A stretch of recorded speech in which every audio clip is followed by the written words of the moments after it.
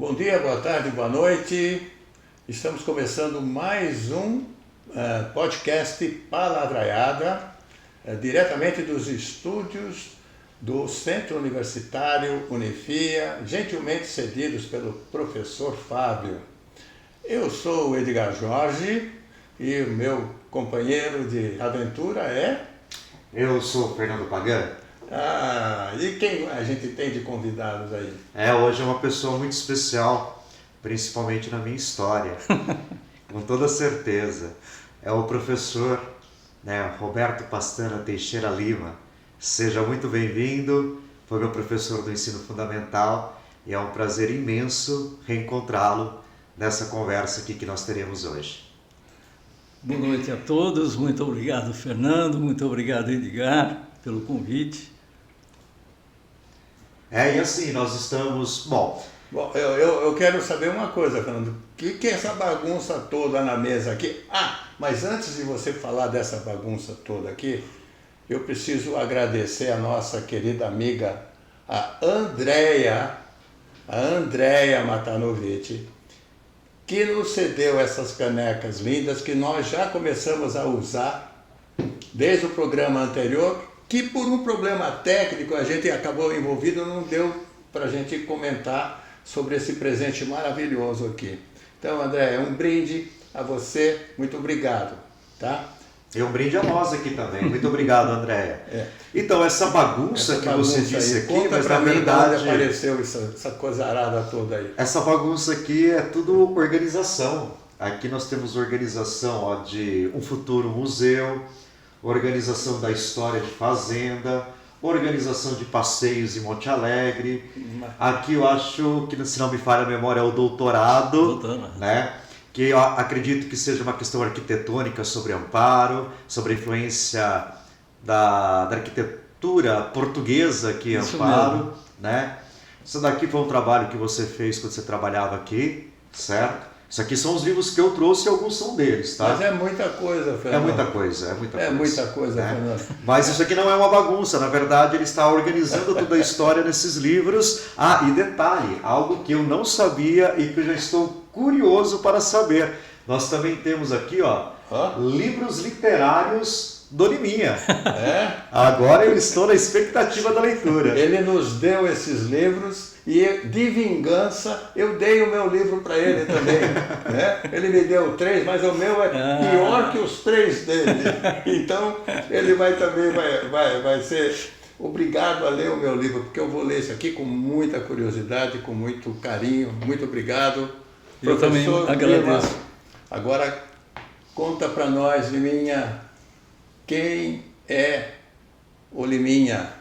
Conta aí, que eu te conheço desde sempre, né?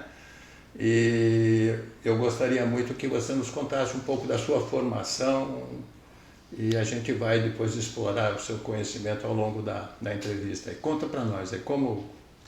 Até porque nós temos um público jovem que acompanha, Tá. E esse público jovem pode ser que não conheça, então é importante conhecer o Liminha. Sem tanta importância, né? Mas é importante. Eu fiz... comecei estudando engenharia civil, né? Mas paro no 4º ano e vou fazer história. Faço história aqui na antiga faculdade Plínio Augusto do Amaral, hoje Unifia. Faço história, terminando a história começo um mestrado na Unimep de Piracicaba em História Social, logo em seguida. Mas fico 1 ano na Unimep, recebo um convite para prestar um concurso para... um mestrado na Unicamp, na História da Arte. E vou para a Unicamp e faço um mestrado na História da Arte. Ao mesmo tempo, eu prestei concurso no Estado, passei no concurso do Estado e fui lecionar. Escolhi uma cadeira em Santo Antônio de Posse.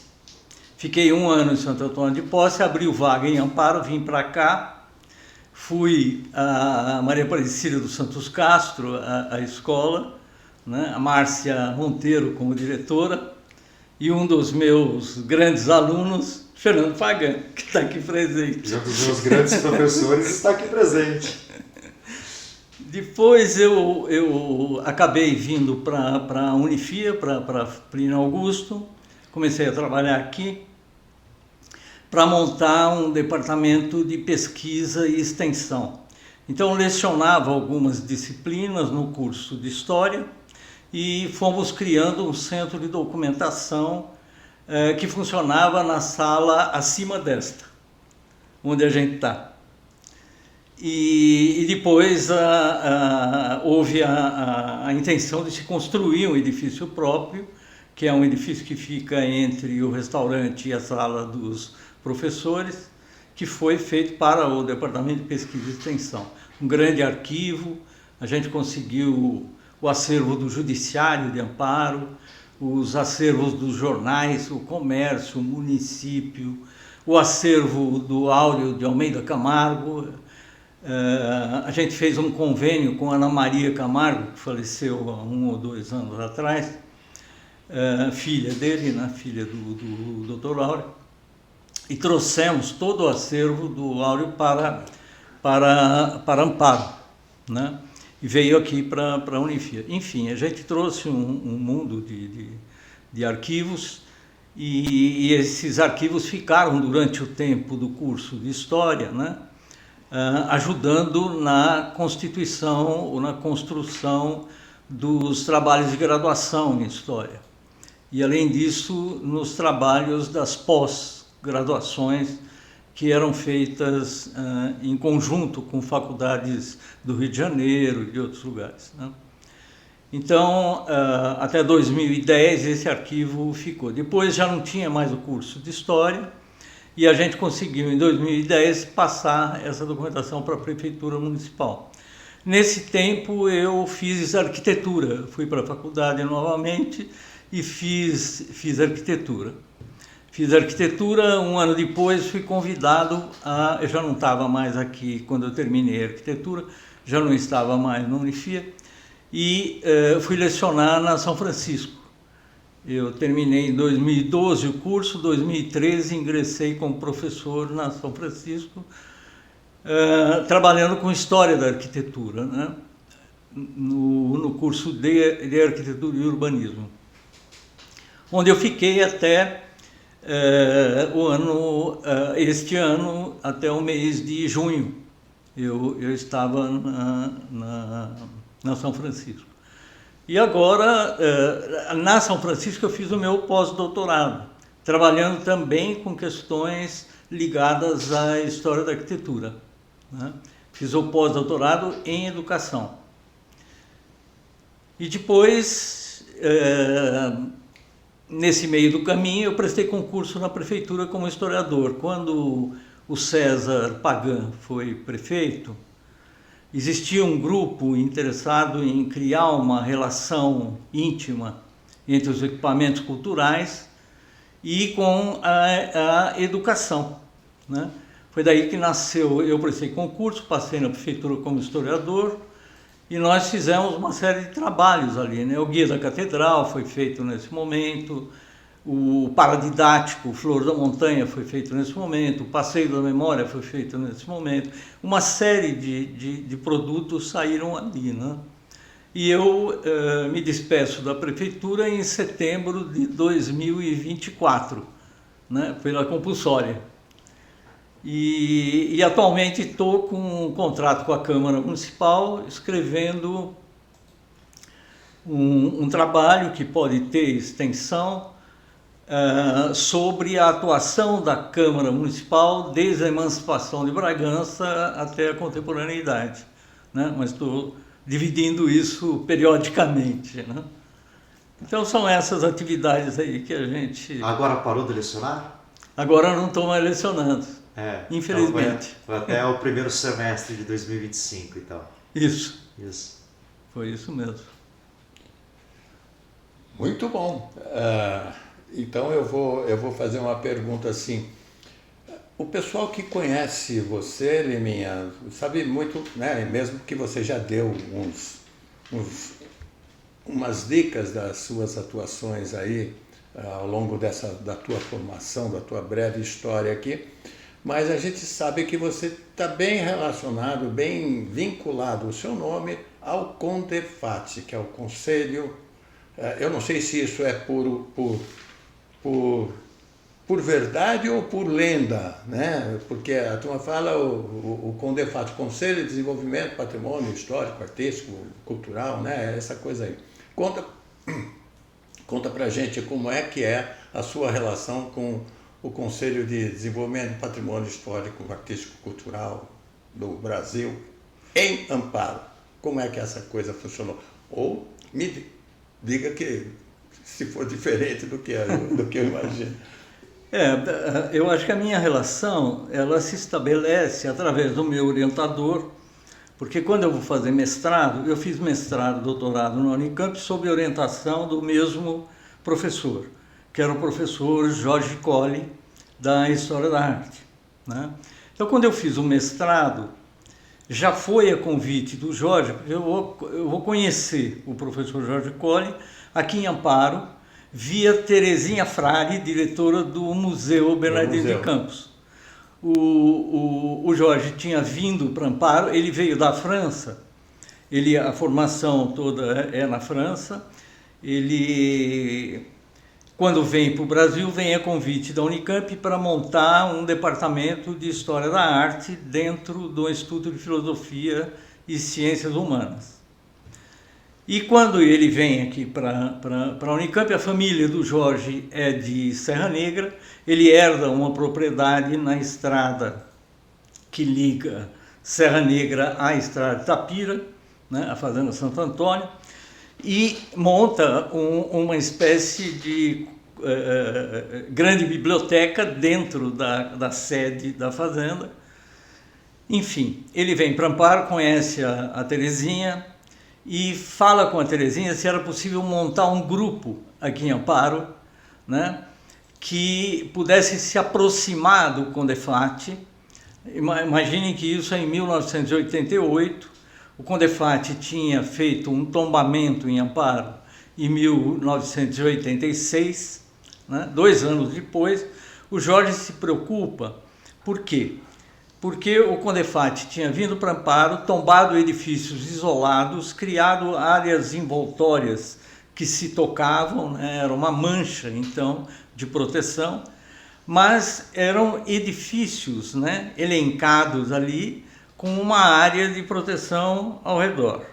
Só que o que ele estava vendo é que dentro dessas áreas envoltórias algumas intervenções existiam e nem sempre eram de boa qualidade. Então ele achava que podia formar um grupo, se tivesse gente interessada, né? Um grupo que se aproximasse do CONDEFAT e ajudasse o CONDEFAT, né, em subsidiar historicamente o processo de fotografar os edifícios, criar levantamentos, coisas desse tipo, junto com o CONDEFAT. A Terezinha, então, vai consultar algumas pessoas na cidade. O Fábio Botelho, que era uma pessoa interessada no patrimônio, que era dentista, né? Ele contata o Zé Carlos Souza Lima, ela contrata o Zé Carlos, que também era da área, contata a mim, a Elza Helena Camargo do Cante Castro, filha do Roberto, também a Rita de Cássia Castan, e acho que o Guaraci Diniz, enfim, formamos um grupo que se chamou Grupo do Museu, porque a gente se reunia no Museu Bernardino de Campos. Terezinha separou um ambiente ali para a gente, onde a gente tinha um fichário, um desses fichários de aço, né? E começamos a fazer fichas sobre os imóveis e tentar escrever algumas coisas. Foi nesse momento que o Jorge me convida para fazer um mestrado. A gente vai diversas vezes para São Paulo, eu vou conhecer o CONDEFAT, não tinha contato nenhum.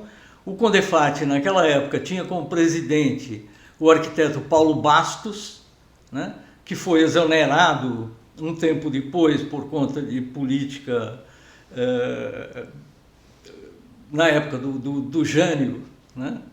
E ele é exonerado, e aí porque enquanto estava o Paulo Bastos, a gente tem uma aproximação muito grande, começamos a ter uma aproximação muito boa, né? Fizemos uma listagem dos edifícios dentro das áreas envoltórias, tudo isso passava pelo Condefat, o Condefat analisava, a gente tinha contato via, na época, e carta mesmo, né? Tinha que escrever as cartinhas lá e tal, mas funcionava muito bem, essa aproximação funcionou muito bem. Depois, com o tempo, essas coisas foram degringolando, a política local, na época do Carlos Piffer, num dos momentos do Carlos Piffer, Nivaldo Calimã era diretor de cultura, né? Lúcio Battoni chegou a ser secretário de educação. Então tinha um grupo que se reunia ali e que tinha essa vontade política de preservar. Inclusive o próprio Carlito, que foi ouvindo aquilo que a gente queria. Muda a administração, né?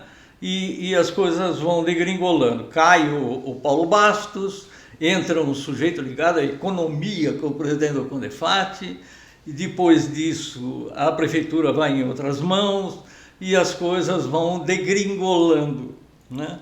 Então a nossa aproximação com o Condefat foi grande, né? Mais tarde eu tive novamente contato, né?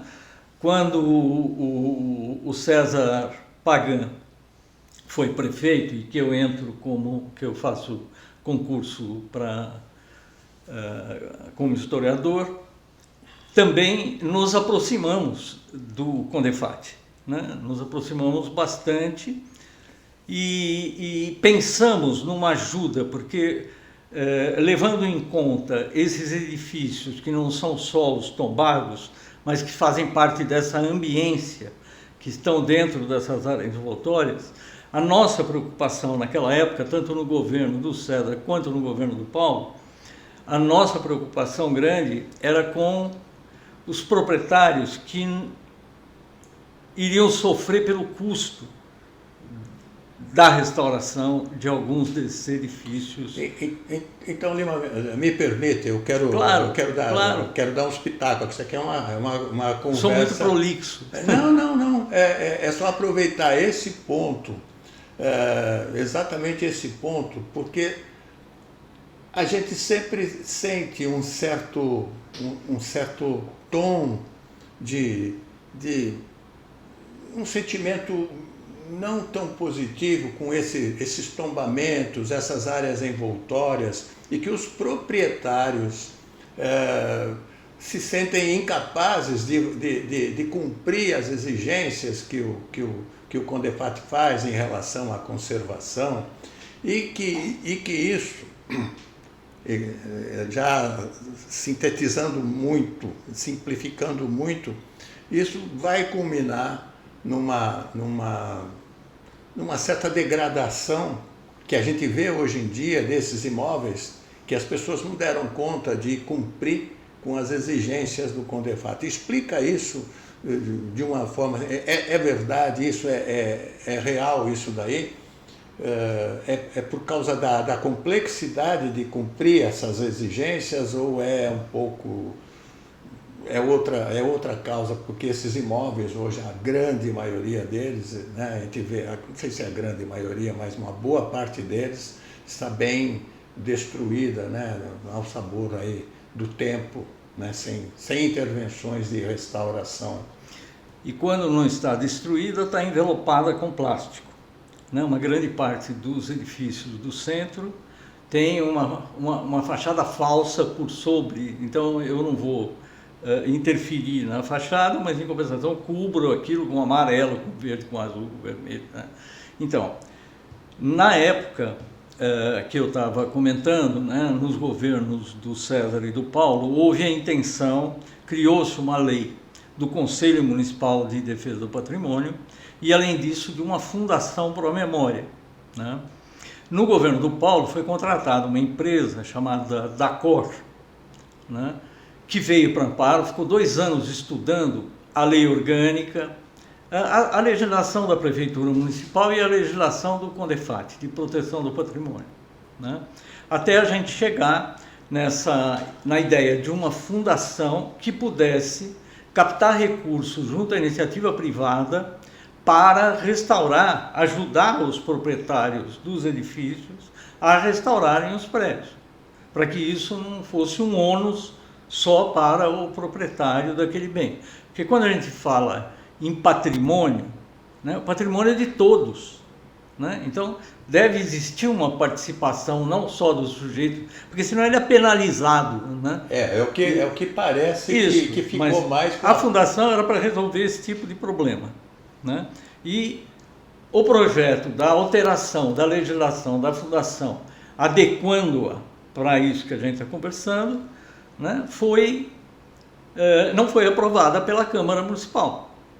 Ela parou na Câmara, essa legislação, né? E dali para frente nunca mais se tocou nesse assunto. Até hoje continua... No frigir dos ovos, essa coisa ficou do jeito que estava originalmente. E realmente é difícil exigir que essa recuperação seja feita exclusivamente pelos proprietários. Isso. Ela poderia ser ajudada se a gente tivesse uma legislação que permitisse isso, né? E foi aberto o caminho, né, para isso, mas não foi trilhado. E qual seria a fonte de receita dessa fundação? A própria legislação que existe. Se nós pegarmos a Lei Rouanet, dá para a gente fazer através da Lei Rouanet. Dá para fazer através de uma série de leis que existem. Ninguém vai criar nada. Nós vamos utilizar isso, utilizar a legislação que já existe e que financia uma série de outros projetos ligados à cultura. Tá. Né? Mas o que eu gostaria de dizer é o seguinte, que não são ações isoladas, né? Quando a gente olha, por exemplo, para o paradidático, né? Nós fizemos um paradidático lá num desses governos, lá atrás, né? Mas nós tínhamos contato com todas as escolas. Por quê? Eu me lembro muito bem disso. Uma das vezes, à noite, visito o Jardim São Dimas, acompanhado de uma série de pessoas, e me lembro de parar numa roda de jovens e a gente está conversando, e eles contando o que eles faziam durante a semana e tal. E aí eu pergunto para um deles, e no final de semana, o que vocês fazem? E aí um deles virou para mim e disse assim, nós vamos para o Amparo. Percebe isso? Quer dizer, Amparo, São Dimas é Amparo. Como se fosse outra cidade. Isso, né? Por quê? Né? Não pertencimento. Porque você tem, né, uma cidade que passa por migrações gigantescas, né, triplica de população, né, mas ninguém foi receber as pessoas que vieram de fora. As pessoas chegaram na cidade, ocuparam vagas em empresas, ocuparam casas ditas populares, né? Toda essa coisa aconteceu. Mas quem foi receber essas pessoas? Quem são essas pessoas? Existia um projeto que se chamava Descobrindo Amparo. E por que ele se chamava Descobrindo Amparo? Porque nós, quando falamos de Amparo, nós falamos do Barão de Campinas, nós falamos do Bernardino de Campos, né? Nós falamos dessa gente. Mas e as pessoas que adotaram Amparo, né? Cujos netos estão aqui, vivendo aqui e tal? Quem são? Que cultura tem? Né? Nós fizemos um levantamento de culinária naquela época nas escolas. Fantástica a contribuição que a cidade deu. Que todos esses bairros, que a gente chama de periféricos, né? O que é horrível, né? Mas essa gente toda participou desse projeto e mostrava para a gente a riqueza dessa cidade de Amparo, que não é só feita pelo sujeito que plantou café em 1814, 1820. Não é isso, né? E essa questão acontecia também na zona rural. E eu me lembro, era muito comum. Onde você vai? Eu vou para Amparo. Ué, mas você está em Amparo, só que você está na zona rural. Então muitas vezes falta essa questão de pertencimento ao lugar. né, a valorização da cultura e tudo mais. Eu vou aproveitar aqui, vou puxar um outro assunto, porque você acabou citando o jornal, que é o jornal O Comércio. E em uma de suas pesquisas você acabou encontrando uma cápsula do tempo, né? Lá, eu acho que foi no Lar dos Velhos, isso? Foram duas. Encontrei no Lar dos Velhos e encontrei no antigo Lazareto, que é aquele hospital de isolamento no fundo do João Bellarmino, da escola João Bellarmino, né? Ah, é? Então conte um pouquinho, e aí eu já queria aproveitar também, e isso estará no seu museu? Fale um pouquinho sobre o seu museu também. Tá. Não, bom, primeiro o encontro dessa coisa foi sensacional, né? Porque a gente fica ansioso, e aí eu estive no Lar dos Velhos conversando com Mari Laura, né? Irmã Laura, na época, que era a irmã superior lá.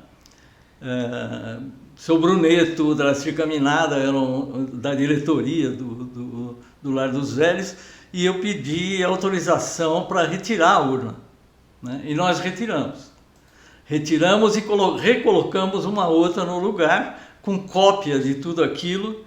Todo esse material foi para o museu, né? E quanto tempo tinha? Ela tinha sido colocada, se eu me lembro bem, no dia 7 de janeiro de 1900 ou 1º de janeiro de 1907, né? No momento da cobertura do prédio, né? Era uma espécie de solenidade. Então foi nessa época. E você retirou a urna que dia? Era que ano? 80, nos anos 80? Nos anos... Então tinha lá cerca de 80 anos. Final dos anos 80, acho que era 90 ou 91, se não me engano. Entendi, já 90, acho tinha que foi. Mais de 80 anos, quase 90 anos já. Tinha. Entendi. Tinha os jornais do dia, né? O que é mais interessante é essa documentação que estava dentro, né? Porque tinha material de obra, prego que foi utilizado na obra, tinha lápis, como se fosse um lápis de carpinteiro que estava ali, a caneta que escreveu uma ata, porque tinha uma ata da solenidade que foi colocada ali junto, e os jornais de época. E uma coisa muito interessante é que no jornal O Comércio, daquele dia, tinha uma propaganda do Teatro João Caetano.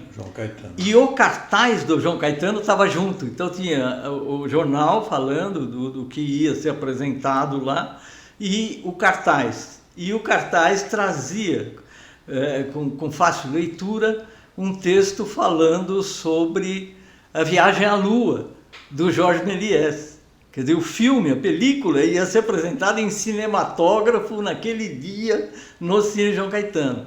Né? O que é muito simbólico, porque o filme do Méliès está exatamente num momento onde se quer a modernidade. Quer dizer, você está discutindo com essa coisa moderna, né? Quer dizer, um mundo moderno, um mundo de uma viagem, por enquanto impossível, mas que o filme leva um obus até a Lua, aquela coisa, né? Então é esse diálogo com uma modernidade, né? Eu vou chamar isso no meu museuzinho ali, no meu simplório museu, de modernidade periférica, que está presente na arquitetura, que dialoga com isso, né? Mas esse é um outro... Então esse arquivo ficou com você, então? Não, esse é o que você eu coloquei, isso está no museu, essa cápsula. Isso. Tá. Eu encontrei uma outra urna no Lazareto, é anterior a essa, é de 1875. Mas só que o material estava todo estragado, porque a urna que foi colocada no Lar dos Velhos era em mármore e vedada, completamente colada. Selada. Né? Foi o Duílio Piazza que tirou para mim na parede, não fui eu que cavoquei, foi o Duílio retirou, tal, ela sai fechadinha. E quando a gente abriu, estava tudo perfeito lá dentro. A do Liceu, a do João Bellarmino, ela era de zinco, era uma caixinha de zinco, que não era impermeável. Então a umidade entrou, estragou os papéis, tinha pelotinhos assim de fragmentos de papel. As moedas salvaram e só, né? E a urninha também está no Bernardino de Campos. Certo. E assim, só para falar, o Teatro João Caetano, né, hoje nós só temos a fachada do teatro, né, praticamente, lá a indicação de que foi, que é ali no Rosário, né? Sim. Né? Sim. Somente isso, então, para que as pessoas se situem. O Teatro João Caetano foi demolido e construíram a sede da Telesp lá, não é? É isso que era Isso. A Telesp. A Companhia Bragantina tinha comprado, né? A Companhia Bragantina comprou o edifício dos herdeiros do Barão de Campinas. Quem cuidou da manutenção desse teatro, depois da queda do café na virada do século XIX para o século XX, o teatro vai ficando ocioso, já não tem mais movimento e tal. E quem cuida é o Amador Sintra do Prado, isso ele próprio me contou. E não tem mais grupos de teatro, diminui muito o uso, aquilo vai deteriorando e tal. Quando chega nos anos, acho que 1940, a Companhia Bragantina de Cinema compra e transforma em cinema. O primeiro filme que eu assisti, o Monstro do Mar Revolto, eu assisti lá no João Caetano. Foi esse aí que eu assisti também. Vocês estavam na mesma sessão? Não, de cara é bem mais novo. Eu sou um pouco mais novo. Um pouco não, bastante. Aí a Bragantina vai vender para o Banco do Brasil, se eu não me engano, e o Banco do Brasil depois vende para a Telesp. E a Telesp constrói a subtração deles ali. Quando chega nos anos 90, o grupo do museu estava em ação. Naquela época que a Telesp demoliu o teatro, não havia ainda o tombamento. Não, quando eles demoliram não tinha tombamento. O tombamento vai acontecer em 86. Né? E a demolição, eu acho que é nos anos 60, final dos anos 60, eu acho. Não tenho bem certeza se é final de 60, começo de 70, mas é por aí, né? É a demolição dele. Tem algumas manifestações em jornal contra a demolição e tal, mas enfim. É curioso que em 99, eu acho, eu estava fazendo doutorado e estava fotografando edifícios na Mogiana e tal, né? Para ver um pouquinho da arquitetura do 19 e estava comparando com Portugal e tal. E aí eu ia lá para o Largo de Catanduva e sabia que o Pascoal Turato morava em Catanduva, tio do Paulo Mionta, e que era um historiador formado pela USP, tinha sido aluno de Fernand Braudel, daquele pessoal, Pierre Monbeg, e morava em Catanduva. Falei, vou fazer uma visita, eu quero conhecer, né? E ele, quase cego, com bastante idade e tal, visito e acabo conseguindo com ele um pedaço da tela do João Caetano, do fogo do João Caetano, pintado pelo Calixto, um pedaço. Pelo Calixto. Ele tinha lá ainda guardado lá e acabou praticamente me dando de presente o fragmento. Né? Pintado pelo Benedito Calixto. Era. Que foi o Benedito Calixto que decorou. Que pintou a catedral também? Não, ele pintou a Santa Ceia e o Lava-Pés que estão na Capela do Santíssimo. Mas as pinturas da catedral foram feitas pelo Mário Tomazzi, que era um pintor de Piracicaba, que eu vi pinturas em São Pedro, do Tomazzi também, que pintou o Amparo. Entendi. Bacana. Vamos voltar um pouco para os dias de hoje. Voltar para os dias de hoje, vamos fazer um... Estamos voando. Estamos em pleno voo. Nós estamos aqui de volta para o futuro. De volta para o futuro. Só que o nosso relógio ele já foi para 1800, para 1900 já. Mas eu não sei se você sabe, mas depois ele vai ter uma outra viagem, que é a viagem de quando ele era criança ou adolescente e ele fazia foguetes. Ele fazia foguete? Mas depois nós vamos. O que eu sei dele quando jovem é que ele era bom de bola pra caramba. Jogava futebol de salão, você jogava. Joguei. Né? Jogava muito bem. Então eu quero saber dessa também. Eu não conheço. Mas vamos voltar para o futuro, né? O futuro hoje. eu sempre fico pensando assim, qual é a solução que se pode dar para esses esqueletos de hoje? A solução ainda é a mesma, o camarada teria que pedir, vamos imaginar, eu, proprietário de um imóvel, eu teria que me candidatar a um projeto por uma dessas leis aí como pessoa física ou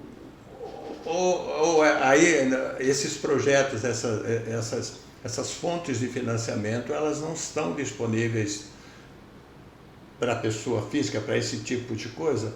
Ou então, só queria dar uma tentativa de resposta, não é uma tentativa, um vislumbre de uma solução, mesmo que complexa ou difícil de acontecer, que a pessoa não tem dinheiro para reformar. O que ela pode fazer? Então, a nossa ideia era a é fundação. que o poder público estivesse junto nisso, né? Porque quando nós estamos falando do patrimônio, nós estamos falando do patrimônio de amparo. Do amparo. Estamos falando de um lugar, né? Não é o patrimônio, ele, tanto material quanto imaterial, ele é representativo para uma comunidade, né? Quando eu falava do livro didático, essa coisa, é trazer toda a população para entender um pouco disso e nós absorvermos um pouco dessas culturas que estão presentes na nossa cidade. Haver diálogo entre essas coisas, dentro dos programas, né? Seja das Secretaria de Educação, de Cultura, qualquer uma delas, de desenvolvimento urbano e tal. Então, quando você tem um programa e uma fundação para a memória envolvida por todos esses projetos, né? O próprio conselho... Né? Ela é horizontal ou transversal. Isso, né? Isso. Então há uma ajuda mútua, né? Não precisa ser o proprietário, não, há uma ajuda, né? O pessoal do conselho, o pessoal da secretaria, né? Está envolvida com a proteção de um patrimônio que é de todos. Então, há possibilidade de você transmitir isso, conversar, poder escrever junto, né? Dá para se fazer esse tipo de coisa. Não é ele isoladamente vai escrever o projeto, não. Nós até podemos ter, nós fizemos uma listagem de prioridades. Depois que a gente levantou todos os edifícios que deveriam passar por esse olhar, por esse trabalho, né? Nós elegemos aquilo que era fundamental começar. Quer dizer, quando a gente olha na esquina da Barão de Campinas com Marechal Deodoro, aquele conjunto de 3 edifícios ali, que tem azulejo português e tal. São belíssimos, né? Então, e aqueles edifícios não é só... Porque aquilo foi construído pelo Antônio Gonçalves de Oliveira Bueno, que é um fazendeiro e tal, mas nos anos 1876 nós temos, e o Cidade Racional, por exemplo, eu transcrevi no meu mestrado, nesse trabalho, eu transcrevi um trecho do contrato entre o construtor local e o proprietário do imóvel. Tem registrado em cartório isso, a gente sabe exatamente quando ele foi construído. Quando a gente olha para a técnica construtiva daquilo, a gente sabe o momento da transição entre a taipa e o tijolo. A gente sabe olhando para aquilo, né? Aquelas paredes que estão caindo. A história está falando tudo. Isso, está contando para a gente essas coisas, né? No contrato está falando, ele vai trazer os azulejos, né? Ele vai oferecer para o empreiteiro os azulejos, ele vai entregar. Aqueles azulejos são portugueses, né? Então, toda essa história, aquilo é um conjunto de 3 edifícios, né? Nós temos um edifício preservado, os outros 2 não. Só que o madeiramento daquele prédio é o mesmo, ele continua de um para o outro. Se cair aquele da esquina, ele vai puxar o que está preservado. Quer dizer, não podemos deixar que isso aconteça, né? Então, toda essa questão histórica, da história da arquitetura, da história da cidade, do planejamento urbano que a gente já tem naquela época, o traçado absolutamente ortogonal, um jeito de pensar a cidade, está tudo isso junto. Não basta pegar os três, mumificar os três ali e não ter conversa com o restante da cidade, não é isso, né? Então, tem que haver um conjunto de coisas, né? E eu acho que é possível se fazer isso numa administração, né? Chamando as pessoas da comunidade para dialogar, para conversar, para saber como é que se resolve, para ajudar a resolver. Mas não é possível fazer isso longe do governo. Tipo assim, existem fundações que são mantidas, né, por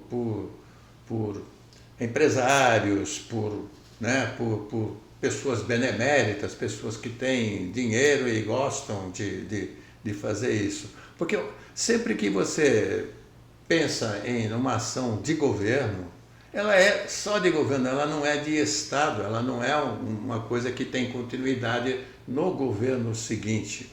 Então, o risco de você montar, essa é a minha reflexão, eu não sou dono da verdade, é só um pensamento aqui para discussão.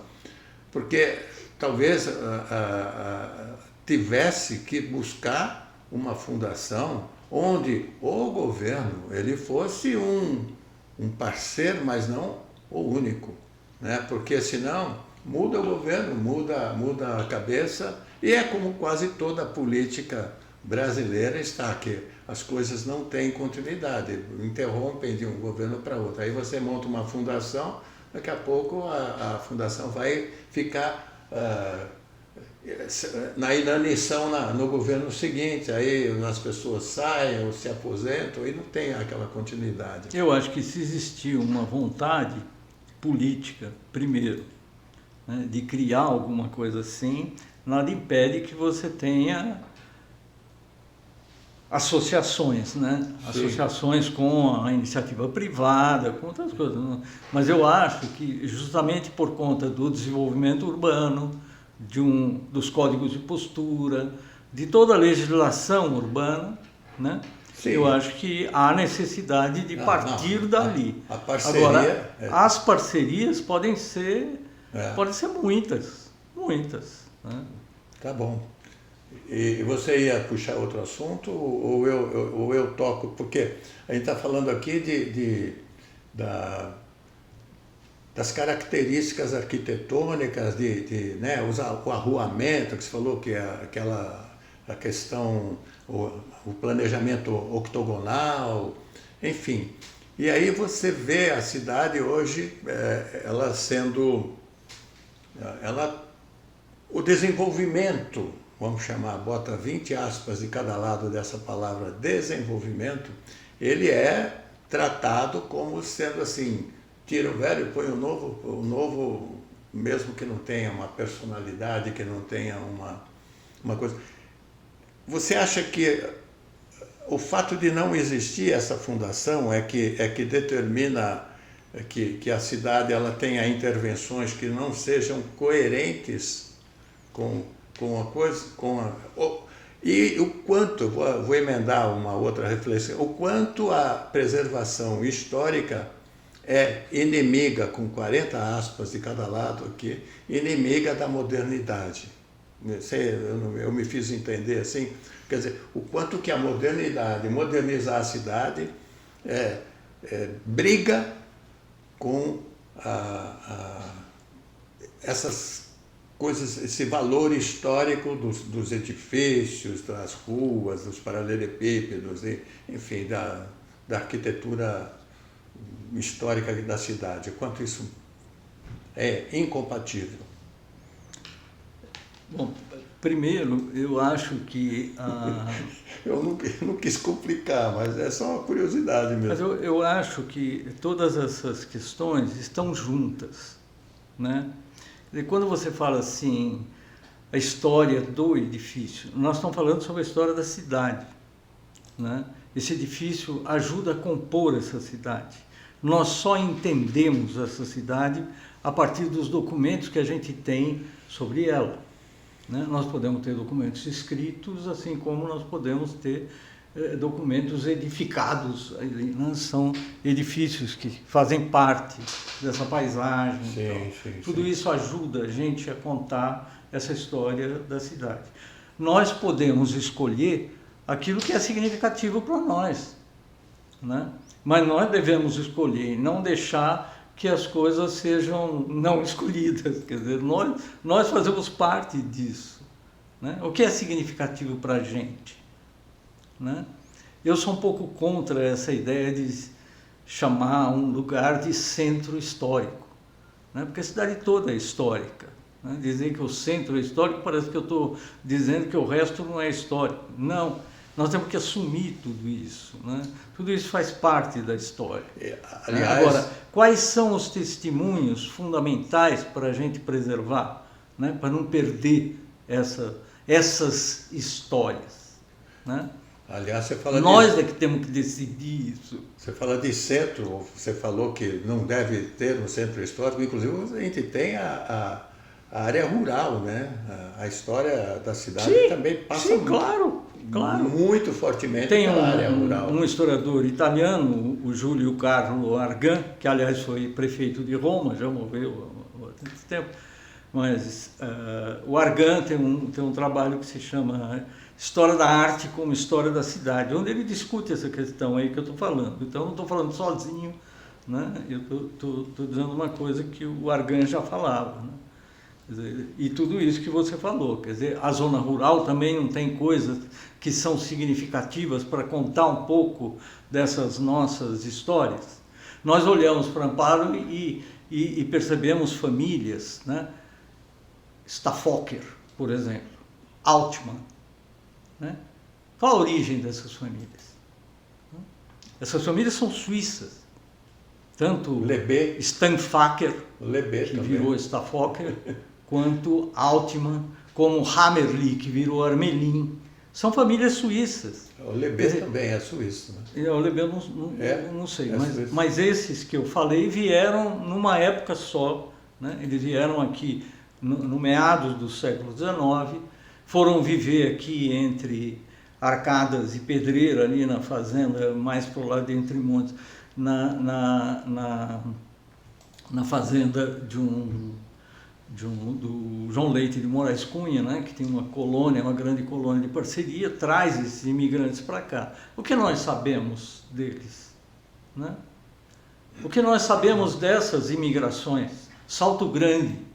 A Salto Grande, aqui em Três Pontes, é uma das primeiras imigrações italianas que nós tivemos. Forlan, De Gasperi, Moser, né, Petelini, vieram viver naquela região. Inclusive, isso tudo está relacionado à história, né? Depois você vai ter o desmembramento de Monte Alegre do Sul, eles vão, né, tá num outro território, mas tudo isso está interligado, nós não queremos perder isso. Inclusive é em Três Pontes que tinha uma usina hidrelétrica, né? Que Amparo foi uma das pioneiras, uma das primeiras cidades do interior do Brasil a receber energia elétrica, é isso? Confere. Não sei se das primeiras do Brasil, não acredito, mas de eu 1800. Já ouvi alguma coisa parecida, mas não. De 1898, se não me engano, a construção da usina, né? Ótimo. Bom, ótimo. Que é um mas outro tem lugar uma que tá usina lá, hidrelétrica, né, que não está mais funcionando, é um histórico. E é muito bonito o lugar, né? Podia ser... Vou aproveitar então, já que falou da zona rural, para contar uma historinha. Opa! Né? Que é uma historinha que nos envolve. Eu era pequeno, moleque, e lá existe a igreja, né? A Capela de São José. E a história que se conta dessa capela é que os tropeiros saíam de Bragança, né? Aqui era conhecido como Sertão de Bragança na época, e aí passavam ali pelo bairro, que é o bairro Boa Vereda, e havia um lugar em que eles iam beber água, né? E também dar água para os cavalos, né? Porque eram tropeiros. E aí diz a história que eles encontraram então lá uma imagem de São José, ou deixaram uma imagem de São José em cima de uma pedra. Aquilo passou e depois construíram uma capela, que até a capela que é centenária, mais de 100 anos lá do bairro, a pedra, metade está dentro da capela e metade está fora da capela. E lá de fato havia um lugar ali, um córrego que passava, hoje já está seco, mas havia esse córrego. E aí eu pequeno lá, de repente apareceu lá uma pessoa com um carro, eu acho que era um Jeep na época, não me lembro muito bem. Não era russo, era um Jeep russo. Não me lembro, tá? Mas era o Liminha que apareceu lá. E a igreja tinha passado por uma reforma, né? E aí havia uma estrutura assim lá, eu não me lembro muito bem que eu era pequeno, mas eu lembro que ele perguntou para nós, será que eu posso levar? E a gente, pode! Pode levar a estrutura. E era algo importante em relação à arquitetura. Eu não me lembro porque eu era muito pequeno, mas eu lembro que isso aconteceu lá, você passando pelo bairro da Boa Vereda, nessa igreja centenária, que aliás precisa de reforma, parece que agora vai sair uma reforma lá que ela está bem detonada. Uma preservação naquilo. Ou seja, desde sempre o Lima estava...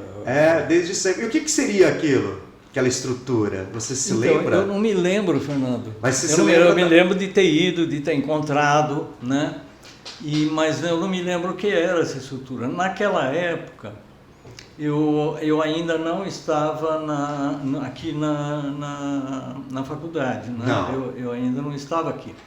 Eu lecionava no Maria Aparecida. Isso, porque, porque imagina, a gente lá no fim do mundo e de repente o professor aparece lá, então a felicidade nossa, Eu estava num processo, posso voltar um pouquinho? Sim. Quando eu fui para a Unimep de Piracicaba, que eu começo o meu mestrado na Unimep, uma professora chamada Márcia D'Alessio, a Márcia estava voltando de Paris, ela tinha feito um doutorado na Paris 1, na Sorbonne, e veio para Piracicaba, para a Unimep. E a entrevista eu tive para ingresso no mestrado foi justamente com a Márcia. Uma pessoa extraordinária e eu me lembro, eu recém-saído da faculdade, recém-saído da faculdade, eu louco por civilizações antigas, eu tinha gostado muito de estudar aqui os hititas, por exemplo, que viviam na Anatólia Central, no centro da Turquia, tal. Eu adorava fazer pesquisa, fui ao consulado da Turquia buscar coisas, enfim. Eu estava na cabeça que eu ia fazer um mestrado e que eu poderia estudar uma civilização antiga, alguma coisa desse tipo, imagina a ingenuidade. E aí a Márcia olha para mim, eu conto isso todo entusiasmado, e a Márcia olha para mim e diz assim: você já pensou que todas essas coisas que eu estou percebendo que você gosta, você podia estar fazendo na sua região? Você se lembra do Mediterrâneo, do Brodel? E que 3 palavras ou 4, fizeram eu cair, botar o pé no chão. Então, quando eu começo a trabalhar na posse, depois com vocês ali no Maria Aparecida, eu estava embebido de Brodel, essa coisa de botar o pé no chão para entender, botar o pé no barro, para entender um pouco da história. Então, tudo que você encontrava, esses fragmentos, tinham alguma coisa. O meu museuzinho hoje é um pouco isso, um pouco da técnica, um pouco da relação que você falou com a arquitetura, o que é possível, a arquitetura naquele momento histórico, porque a arquitetura brasileira a gente percebe que quando você tem um gosto pela arquitetura, o português tem, e nem sempre é possível ser expresso, você imprimir aquele gosto por conta das técnicas primitivas que você tem, Então, na medida que você vai aprimorando, aquilo guardado é possível você colocar, É o que o tijolo faz em substituição à taipa, Deixa eu e as madeiras, essa coisa toda estão nesse... Fazer uma provocação para você. Você você tem graduação e pós e doutorado, pós-doc. Você é um historiador ou um arquiteto urbanista? Qual é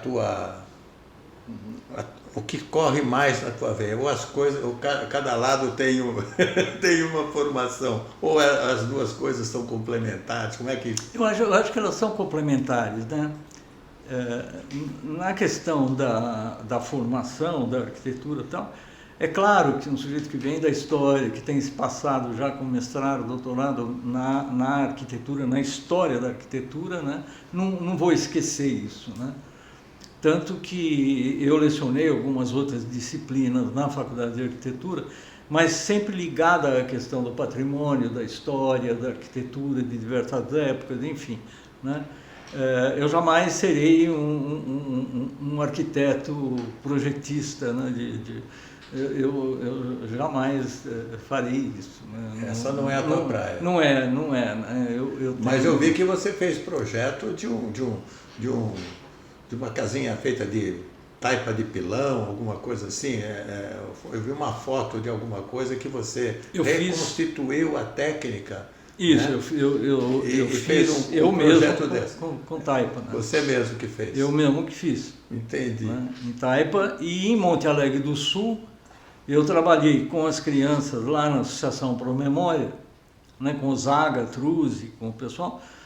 A gente trabalhava com criança em contraturno escolar, né? Uma vez por semana, e a gente fez alvenaria de pedra, porque aquela imigração que eu falei do Salto Grande vai construir uma série de tulhas-adega no município de Monte Alegre do Sul, que até então pertencia a Amparo, era um município de Amparo, eles estão estabelecidos em Amparo e usam essa técnica, que é uma técnica que eles trazem, é uma família, eu acabei descobrindo a família que veio e que fez isso, né? Tem documento, eram os Baragete, que foram embora, não deixaram descendentes e voltaram para a Itália. Mas foram eles que fizeram. Então dá para... O meu trabalho de graduação da arquitetura foi o levantamento dessas tulhas-adegas de Monte Alegre do Sul. Eu fiz um levantamento sobre isso. Tal. Então essas técnicas, né, são para mim muito... de muito interesse para mim, né? As técnicas, a história, a troca, né? Essas questões eu acho que vão além dos projetos, né? Eu nunca me dediquei assim a projetos, a não ser paisagismo, que é uma coisa que eu gosto, e transformação urbana, né? O urbanismo, e algumas coisas do urbanismo eu também gosto muito, quando vão por esse lado da aproximação das pessoas, né? Você criar um traçado urbano que permita que as pessoas entrem em contato, que não haja segregação. Agora, projeto de residência, aí é outro. Eu sei fazer, mas não é minha... E até esse projeto que você fez em Monte Alegre, você fez maquetes também com os alunos, né? Sim, essas maquetes estão no meu museuzinho. Eu já vi as fotos aqui que você mostrou, né? Que dá para perceber. Estão ali. O que a gente vê, a gente falando de urbanismo, as coisas que aproximam pessoas, a gente percebe, isso é um sentimento meu, tá? Você não precisa partilhar do mesmo sentimento, mas assim, eu vejo que a maior parte das intervenções, as novas ruas, os novos loteamentos, eles privilegiam outras coisas que não a aproximação das pessoas, né?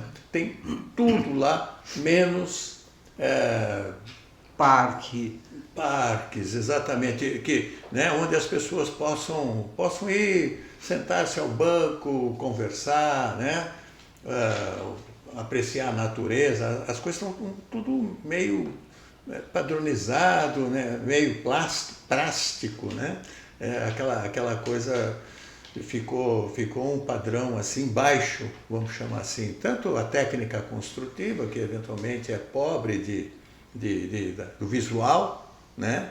Como o resultado final, assim, as ruas, o asfalto, né? Não se faz muito coisas tem ainda muitos fios ainda pela cidade, quer dizer, a gente vê mais a sujeira, a poluição visual do que você consegue ver bem os prédios, né? As coisas bonitas que ainda restam e que não são tantas, mas ainda tem bastante coisa aproveitável. É isso? É isso. É isso. Só isso. Tá bom. Eu acho que em Amparo a gente tem um exemplo, né? O Parque Linear. A criação do Parque Linear tem essa ideia, né? De você fazer uma relação entre os lugares, de permitir, né? Eu me lembro uma coisa interessante, não vou lembrar exatamente o ano, mas uma vez eu resolvi parar ali naquela ponte, às 5 horas da tarde, naquela ponte que atravessa o Camanducaia. Avenida da Saudade? Aqui perto do Centro de Saúde, ali, né? Ah, tá. E eu me lembro de ter parado ali e anotando umas coisas no trânsito, tentando perceber o trânsito, como é que ele funcionava, né? Nesse sentido de preferenciais, né? E observações minhas, né? E foram coisas muito interessantes. É uma pena que não dá tempo de você continuar a fazer, né? Porque precisa de uma consistência maior. Mas eu percebia o jeito das pessoas funcionarem no trânsito, né? Com relação à riqueza, à diferença social, né? Como é que isso vai regrando aquelas coisas, né? É complicado. E aí cabe, eu acho que ao poder público, a esses projetos, né, de integração, e quebrando esse tipo de coisa, perceber isso e ao mesmo tempo ir quebrando esse tipo de diferença, né? Isso seria a aproximação, né? Bom, é o seguinte, eu gostaria de mostrar esse trabalho aqui. Você consegue dar um close aqui? Porque isso aqui eu tenho que mostrar, tá? Porque era na época justamente que você já estava procurando tudo, né? Aqui, já estava pensando. Então, quando... Isso é 93, então eu deveria estar na 6ª série ou 7ª série, eu não me lembro agora. Você, eu acho que era da 5ª ou da 6ª. Não, na 5ª. Eu acho que você era da 5ª ou 6ª. 5ª ou 6ª série. E nós estávamos com aquela nova proposta curricular, Exato. Que falava sobre a interdisciplinaridade. Exato. Era uma coisa que a DEF, Nelon tinha participado. Isso. É isso. Que aí era um projeto, né, interdisciplinar, envolvia diferentes disciplinas, porque hoje até a gente conversou recentemente a respeito disso, que hoje parece muito fragmentado, né? Então você vai ter uma aula de literatura, e depois um dialoga com matemática, um dialoga com história e tudo mais. Isso aqui foi um projeto, né? Consegue mostrar aí? Tá? Então é um projeto que o professor de História Liminha, junto com a Fátima E a Regina. Ana Regina. Ana Regina, né?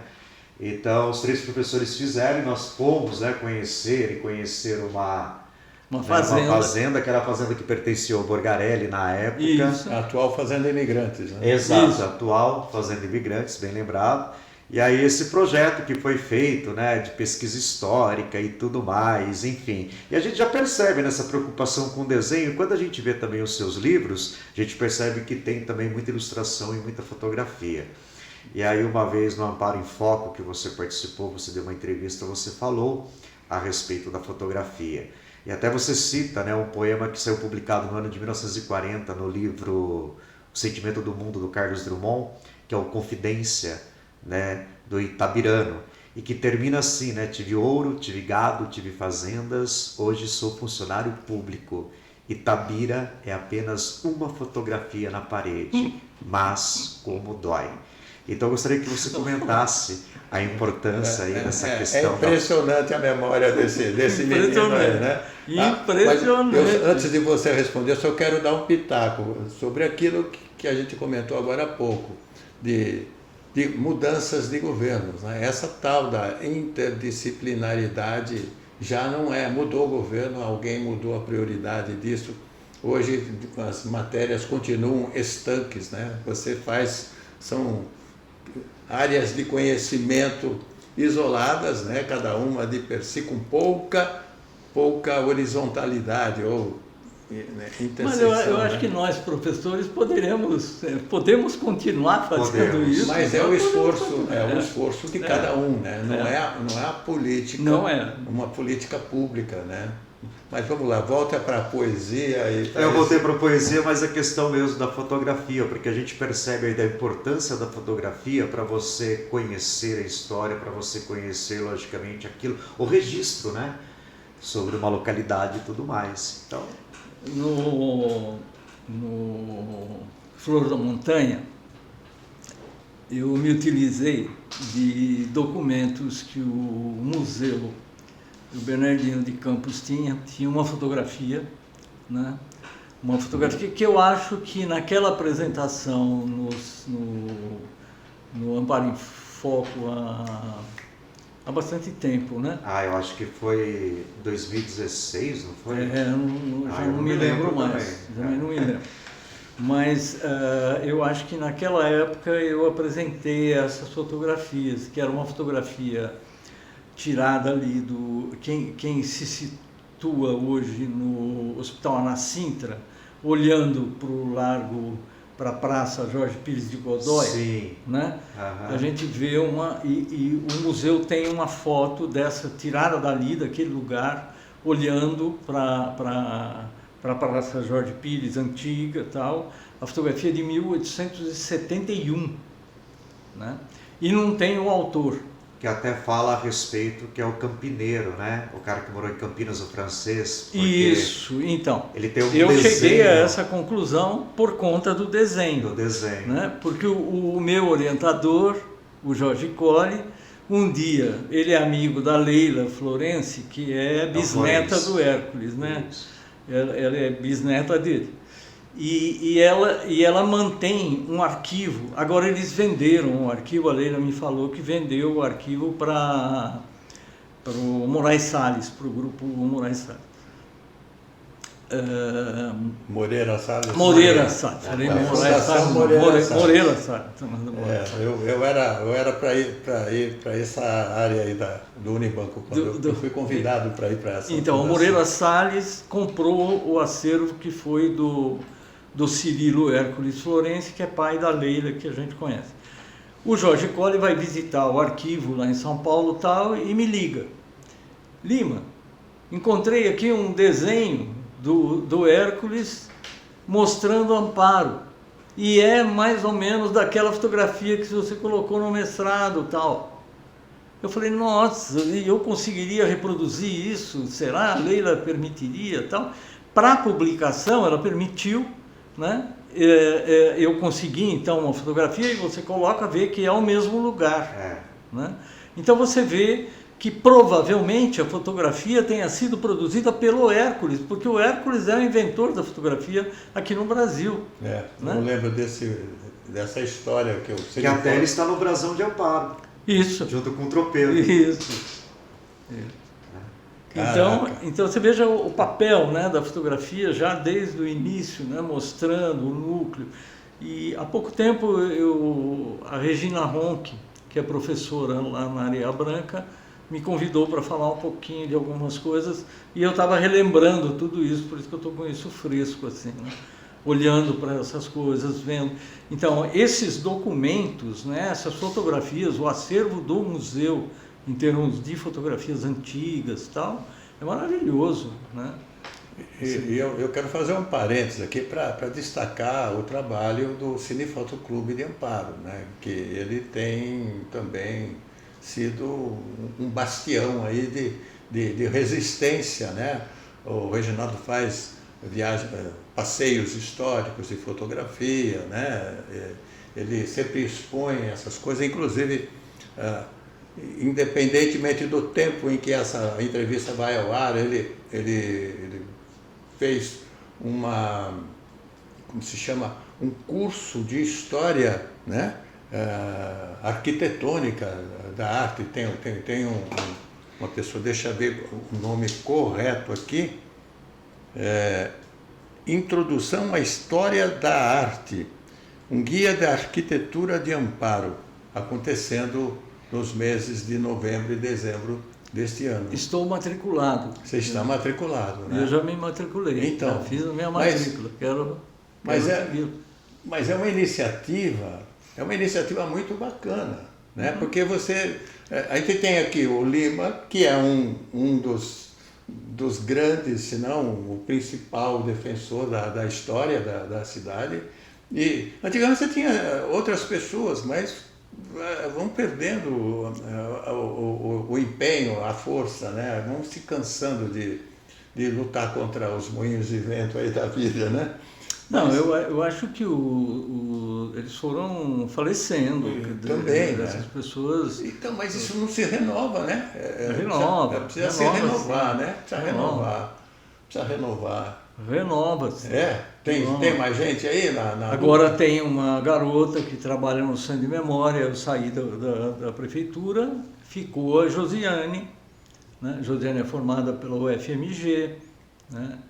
Espero que a prefeitura acerte, porque hoje ela é contratada, né? Eu era efetivo, não houve uma substituição por outro efetivo, né? Houve um contrato com ela. E eu acho que deveria ser efetivado, porque o cargo de historiador numa cidade como Amparo, eu acho que vale a pena dar continuidade. O Centro de Memória que você se refere é aquele da Rua 8 de Abril. Isso, que foi formado aqui dentro do Unifia, que é aquele departamento todo que se transfere, quando eu saio daqui em 2010, se transfere para a prefeitura. Eu converso com o Paulo Miota na época e pergunto para ele: Paulo, para desfazer todos os convênios e voltar esse material para cada um deles, imagine, a gente perderia muita coisa, porque nem sempre você tem espaço para guardar na sua casa aquilo que você conveniou, né? Saiu, você ocupou com outras coisas, é difícil. Coleção do Jornal Comércio são 100 anos do Jornal Comércio, 50 anos do Jornal Município. E essas coisas foram microfilmadas, por acaso? Uma parte foi, mas não pode perder o original. Mas aí foi. Precisa os originais precisam de ambiente climatizado, isso. Né? Umidade, temperatura, né? Essas coisas são... E o digitalizado, como dizia Ana Maria, você não quase sabe quanto tempo dura. Dura bastante, mas chega uma hora, não tem mais equipamento para ler, você tem que ficar transferindo de suporte, né? Porque você lembra que o documento era microfilmado. Hoje quem que usa microfilme? Hoje é digitalizado. Então, né? Digitalizado, mas o digitalizado começou com aqueles, vocês lembram dos... Eu, quando fiz o meu mestrado, o disquete era de 8 polegadas. Depois passou o disquetinho. E os novos não sabem nem o que é disquete. Não, exatamente. E depois vem o HD externo. Cartuchos, né? Tinha não sei, cartuchos. 2K, depois 20K, depois 100K, depois não sei quantos K, mega, isso, né? E aí vai. E daqui a pouco você não tem leitor para isso. E cada vez que você transforma para um outro suporte, que você passa para um outro suporte, perde. Outra tecnologia. Perde. Aí você perde coisa. A Ana Maria falava isso, Ana Maria Camargo, que era filho do Áureo, do Dr. Áureo, e que era da Universidade de São Paulo e da Sociedade Brasileira de Arquivística, né? E ela manjava de arquivos e de suporte. Né? De arquivística. O acervo do fórum, eu conversei com o professor Fábio da faculdade, ainda está por aqui. Ainda né? está aqui. Ainda eu está venho aqui. Consultar aqui quando precisa. Tem autorização do juiz. Parece que você é o único aí que eu tem e Edmar Monteiro somos, acho que, os únicos. Entendi. E ele contou também, que vocês fizeram uma excursão pelo Rio Camanducaia, uma época aí, alguma coisa assim ou não? Aqui na faculdade. Aqui na faculdade? Nós fizemos uma... Você sabia disso? Não, não andamos dentro do rio, né? Nós fomos pelas margens e tal, mas nós fomos até a nascente do Camanducaia. Até Toledo. Até Toledo, até o... Aí chegou até... o sítio do... até uma das nascentes lá no alto, né? Nós fotografamos. Porque o André, agora não me lembro o sobrenome do André, professor de biologia. Sim, o André. O André, o Basílio. Basílio. Né? Nós fomos nós três para essas regiões e fotografamos e foi produzido trabalho, né, aqui dentro da faculdade com alunos, né, sobre essas coisas. O rio Camanducaia, falando por mim, é uma das dores que eu tenho aqui na cidade, de ver como o rio está judiado, está perdido, está poluído com metais pesados, né? E eu sei disso pelo trabalho que foi feito por conta da barragem, que eu chamo de burragem, que está acontecendo aqui, estão construindo em Duas Pontes e em Pedreira, né? A de Pedreira é um crime premeditado. E a de Amparo é uma barragem que não serve para nada, a não ser para regular a vazão de água. E os químicos constataram um altíssimo grau de poluição por fosfatos, por níquel, por alumínio, por chumbo. E, enfim, a nossa água está com níveis terríveis, né? Fora o que pode vir. Em 1980 e tanto, existia uma possibilidade dessa barragem sair. Sim, e aí nós fizemos um grupo. Ela mudou de lugar, né, algumas vezes, né, de locação, parece. Mas o propósito, né, na época, porque a administração acho que era do João Sintra. E existia essa possibilidade de fazer ali em Duas Pontes, tal, a represa, e a gente começou a duvidar um pouco desse negócio. Para que vai servir essa barragem? Né? E aí um professor da Unicamp, chamado Oswaldo Sevá, descobre que existia um projeto de uma termoelétrica em Paulínia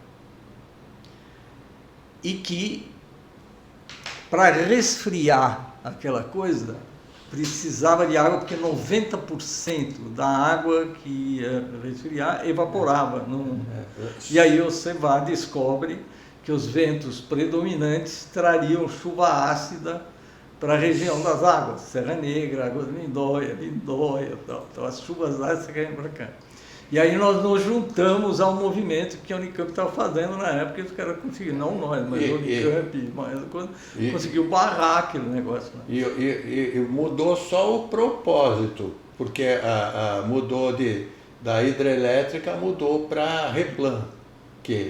Era na Replan, a queima lá, a termoelétrica era lá na Replan. Era para queimar óleo queimado. O novo óleo que você vê os fogos lá da onde que eu moro. Tá? Porque tem um ponto lá que dá para ver Paulínia e você vê. Né? Enfim, é uma pena, né? E aliás, o lago da Burragem, ele chega em algumas fazendas históricas, vai inundar algumas áreas aqui no Pantalhão que tem algum valor. Eu não consegui saber, eu tive na fazenda Palmeiras, que era do Cury na época, e que hoje é acho que é do Sabão IP. Eu acho que é do Sabão IP, a fazenda Palmeiras. E eu tive lá e eles me disseram, na época que eu fui, já faz alguns anos, que a água não chegaria na casa, mas que chegaria ali na porta da casa, da sede da Fazenda Palmeiras. Tem alguns sítios que seriam inundados, sítios históricos, foram mapeados, inclusive no trabalho que eu vi, que eu li. Mas a decisão foi, já que está, que fique. Então vamos lá, que nós já estamos com 1h20. Opa! 1h20. Olha, havia muita situação que eu gostaria de falar. Bom, ao total são 16 livros publicados. Você tem uma ideia? São 16 livros publicados que você tem ao todo? Eu sei que são muitos.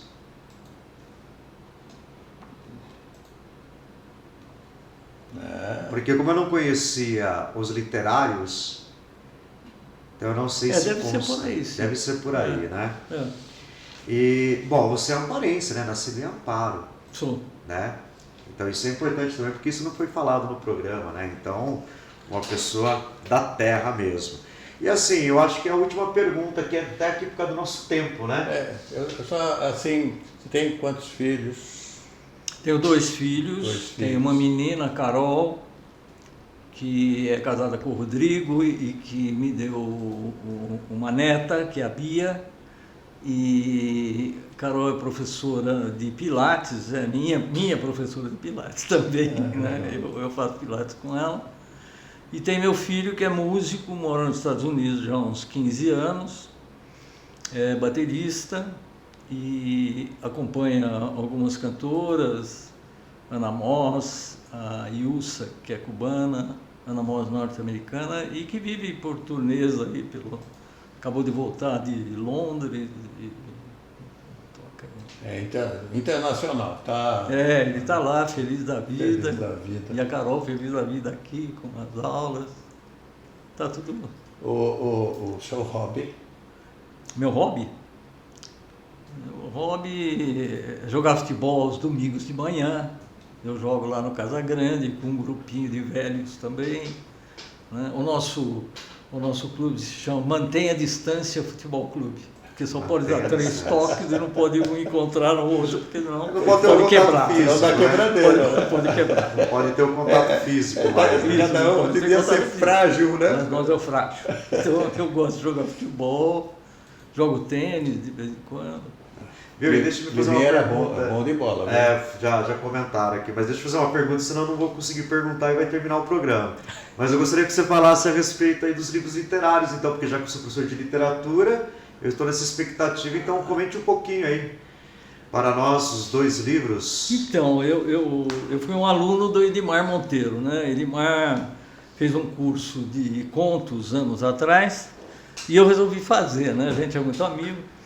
E aí o primeiro foi esse Janela Quase Aberta, que são contos, pequenos contos curtos, né? Diversos. E depois tive uma ideia de escrever um que os contos se conversam, que é esse A Cruz de Alberico, né? Me sinto muito bem fazendo esse tipo de coisa, embora não dê muito tempo, agora estou querendo recomeçar a fazer isso, né? A escrever algumas coisinhas. Eu gosto muito. Maravilha. Viu? E existe alguma aí colocação, alguma coisa que você queira falar que nós não perguntamos e que você acha extremamente relevante? Que assim, que nós não tocamos no assunto e que você gostaria de ter falado? Acho que foi uma boa conversa, né? Porque eu conheço tanto um quanto o outro há muito tempo, né? E gosto muito de vocês. E relembrar essas coisas foi muito interessante, né? Relembrar coisas sempre é interessante para um historiador. Com toda certeza. Não faltou nada. Não faltou nada. Então, acho que cobrimos aí. Claro. Acho que... Então tá bom. É isso, Fernando? É isso, né? Faltou ainda falar sobre você empalhava, né, aves quando pequeno. Os foguetes. Os foguetes que você destruiu, né, algumas vidraças do Rangel Pestana, não é? Mas você vai ficar para outro dia. Muito bem.